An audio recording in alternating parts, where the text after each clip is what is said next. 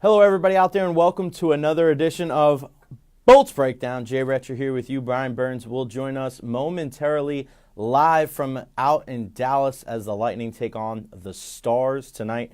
8 o'clock puck drop, so you can hear that up the dial on our sister station 970 WFLA, also on Lightning Power Play app, and then it'll be live on Fox Sports Sun. Pretty up and down weekend, I guess you could say, for the Tampa Bay Lightning. A win on Saturday, a loss on Sunday. Let's see if we can get Burnsy in here with us.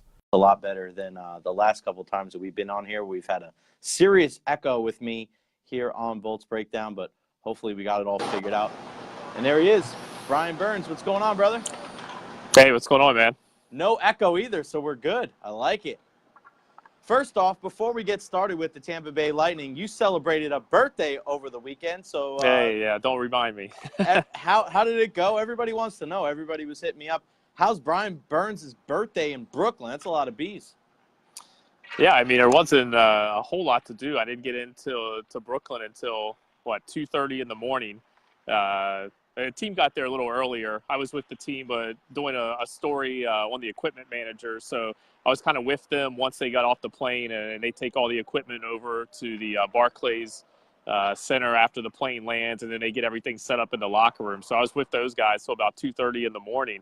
So obviously, sleeping in a little bit, got a little bite of lunch, and then game day at 7 or game time at 7. So not a lot of birthday celebration going on for me anyway.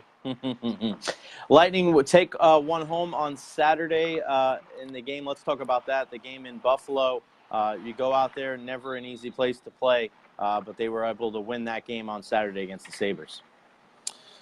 Yeah, I mean, you look at 26 seconds into the game, and Brayden Point's able to score a goal, and you feel like, the Lightning are going to roll from that point. They'd been struggling with some slow starts prior to that, but the rest of that first period just really got dominated. I felt like, by Buffalo. Came out of that first period down 2-1, and just a kind of another gutty win for this team. Got some big saves from Louis Domingue, who was doing his best to keep that game close, and you saw what Kucherov and Stamkos were able to do late. And I think in the third period there, you really saw kind of a fatigued Buffalo team. They were coming off of they're playing the second game of a back-to-back.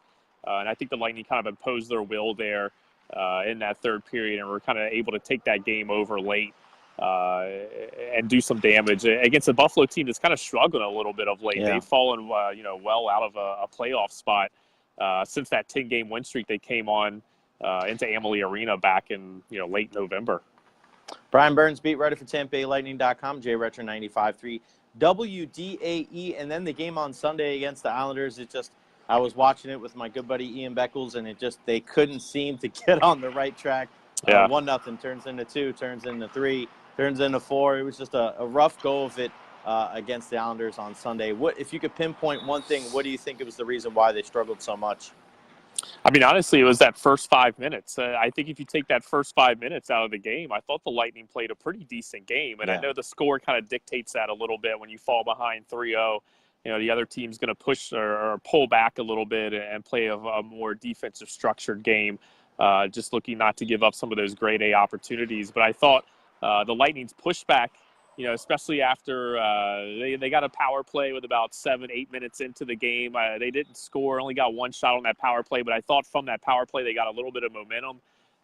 Were able to generate some good scoring chances at the end of that first period, and then kind of took the game over in the second period. But Thomas Greiss was just really good for the Islanders that night, and it was going to take something really nice to beat them. And then, of course, Ryan McDonagh scores on a shot that he probably should have saved when 5-hole right between the legs.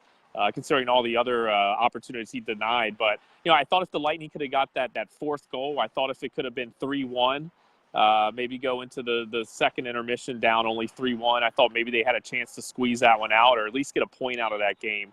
I think when they went down 4-0, I thought that was kind of the dagger, for the Lightning, that they had played pretty well and looked like they were about to score. And then they got a goal against them against the run of play. And I thought that was, a little too tall of a task for them to come back from, especially them playing the second half of a back-to-back and having traveled the night before. I think, with how good this team's played all year, even when McDonagh scored that goal, you were like, well, there's possibly a chance. Yeah, you getting know, it when they at the go end of the down second. Yeah, you never know. when they go down 3-0, you're like, all right, is that the challenge tonight? Or are Yeah. they going to see if they can come back from 3 goals down in the first 5 minutes of the game? And you never want to count this team out of a game. Yeah, without a doubt. Brian Burns over there in Dallas, ahead of the Lightning's game tonight against the Stars. Jay Retcher here in Tampa at the iHeartMedia Empire. And Burnsy, before we move on to tonight's game, one of the big topics of conversation was the injury to Victor Hedman. It looked like a freak little play there where he kind of collided with the referee. Is there any update on Hedman's status, on how he's feeling, and if he'll be in the lineup tonight? Yeah, we don't really know too much. We talked to John Cooper after that game in Brooklyn, and he didn't really have an update. He didn't even really see what had happened, and the cameras hadn't really caught anything, at least on the replay in the Barclays Center. So he didn't have that good of an indication of exactly, where Hetty got hit. It looked like he was going to try to stay in the game. He came over to the bench, and he sat there talking to Lightning athletic trainer Tom Mulligan for a bit. And then at that first TV timeout, you kind of have to go. You can't go into the locker room through the bench area. You have to go through the Zamboni tunnel. So you saw Hetty go skate over to that Zamboni tunnel with Mulligan right behind him. And then, at the end of the second intermission, the Lightning announced he wouldn't be back in that game. So, they didn't practice yesterday. So no real update. We'll find out a little bit more, I think, here in a couple minutes when the Lightning come out for morning skate. They're, set the skate here in about, 20 minutes or so. If he's out there, if he's taking those defensive pairing rushes, I think that's a pretty good indication he'll be back tonight. I don't think it's anything long term. I don't think it's anything to be too overly concerned about. But, if he doesn't go tonight, I certainly wouldn't be surprised for that either. Brian Burns, beat writer for TampaBayLightning.com. Make sure you follow him on Twitter at BBurnsNHL for all of the breaking news with the Tampa Bay Lightning. TampaBayLightning.com for all those great stories that Burnsy has. So especially on a guy like Victor Hedman and looking at his status for tonight's game, you're really going to want to check that out from Burnsy. There's a question here from Timofey Turoff. There's some talk about Wayne Simmons as a trade for the Lightning. Do you think this is a possibility? I mean, we've talked about this before. Yeah, on the we have. breakdown This about is my how much guy, he man. would, I'd love to have Wayne Simmons in a Lightning uniform. I don't know. There's someone like doctored a TSN tweet last night that had Simmons going to Edmonton, and a Philadelphia and a Philly beat writer fell for it and was announcing it on Twitter, and then kind of TSN and Bob McKenzie had to let him in that he had been fallen victim to a Photoshop. You got duped. Yeah, so I don't know. I haven't been hearing those rumors. I don't see, do you need it? Yeah, he'd be kind of a luxury to have a Wayne Simmons, but do you absolutely need it? I don't know. What are you going to have to give up to get a player of that caliber? I don't know that the Lightning are going to want to give up, what it's going to take to get a player like Wayne Simmons. So, I'd say maybe 10% chance that thing would happen.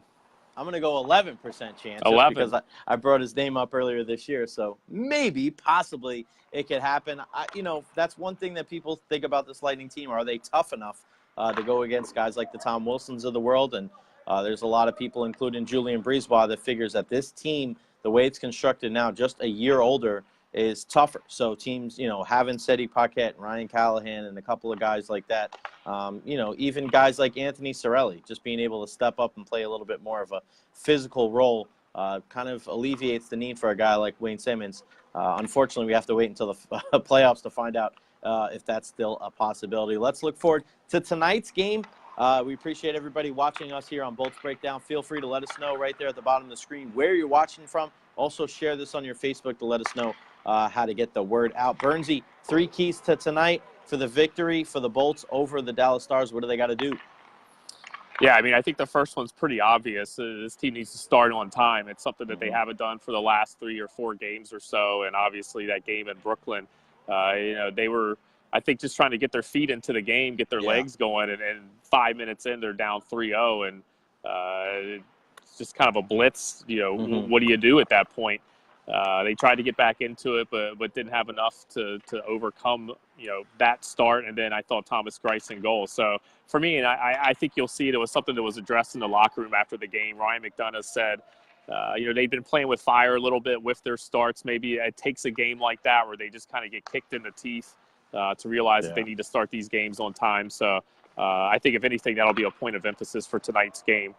Number two for me are just cleaner breakouts in the defensive zone. I thought in that Islanders game, a lot of their play in their own zone. And the Islanders did a really good job with their forecheck, but I thought some of the breakouts that the Lightning had in that Islanders game just weren't up to par, up to what we're used to seeing from this group. I know there was a play, I think it was on the second goal, where Coburn turned the puck over in his own end, and it led to a 2-on-1 down low, and the Islanders were able to convert. And then they score 16 seconds after that on kind of a fluky shot that Vasilevsky I don't think really saw too much of. So for me, it's just playing a little bit smarter in the own end, making the safe, simple pass for the breakouts, and just making sure that you're not getting those things picked off, because those are going to lead to some really good opportunities going the other way. And then third for me, just, is Victor Hedman, is he going to be in or out for this game? I think it's going to be a big factor in how the Lightning play. If he's not able to go, I think you're going to need guys like Ryan McDonough, Anton Strawman, some of those veteran guys to step up and replace some of that lost production, especially on the power play. We saw Mikhail Sergachev. He got over 23 minutes of ice time in that game in Brooklyn.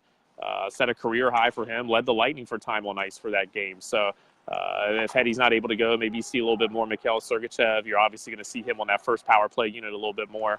But Ryan McDonough as well, he's going to have to step up and be more of that number one type defenseman. And he'll be getting some power play time too if Victor Hedman can't go. Crazy to see that. I think it was Saturday in the Buffalo game, Eric Chernak led the team in ice time, and then Sunday it was Mikhail Sergachev.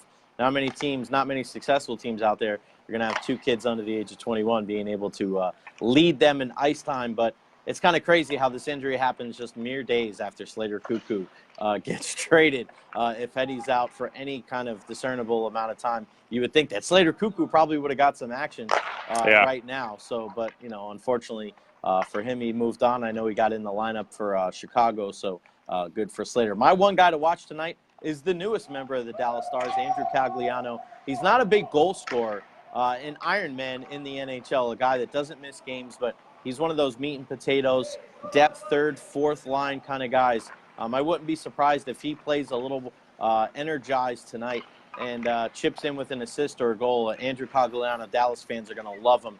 Anaheim fans were not happy to see him go. And I ask you, Bernsey, looking at tonight's game against Dallas, you heard their CEO call out Jamie Benn and Tyler Seguin and those top guys. They have played better recently. I think those are the two big guys you still have to worry about tonight. Yeah, absolutely. And I think that's the the point line. I think that's who they're going to be tasked with trying to shut that line down. This isn't a team like the Lightning where you can go 3-4 lines and all four are going to be scoring threats. This is a pretty top-heavy team. A lot of their offensive threats are on one or two lines. A lot of Tampa Bay connections here. You're seeing Rick Bowness out here. It was good to see him for morning skate. You guys so used to hearing Bones, the way he talks and yells and gets guys going during morning skate. So it's good to hear that again. Obviously, Ben Bishop here in net. Doesn't look like he's going to start tonight. Khudobin was in the starters net for the Stars, which you can kind of understand when you look at last year. Bishop, both starts he had against the Lightning, went 0-2, or actually 0-1-1. One of those games was in overtime with Corey Conacher. But, I remember that. That game in Tampa, he got lit up. I think it was 6-1. So hasn't had very good performances against his former team. So it looks like they're going to go with Khudobin. And Eric Condra, looked like he was going to be relegated to the AHL for the remainder of his career. He, tore the AHL up earlier this season, and he's moved up to Dallas and now is playing on their second line. So a lot of familiar faces in this game tonight between Dallas and Tampa Bay. That should be awesome. Again, the call tonight, 8 o'clock. Up the dial on our sister station, 970 WFLA, and on Fox Sports Sun. All right, Bernsey, safe travels back, and we'll see you Thursday at Amalie Arena. We'll do Bolt's breakdown before the big game against the Maple Leafs. Have a good time, and happy belated birthday, brother. Thanks, buddy. I'll see you on Thursday. All right, buddy.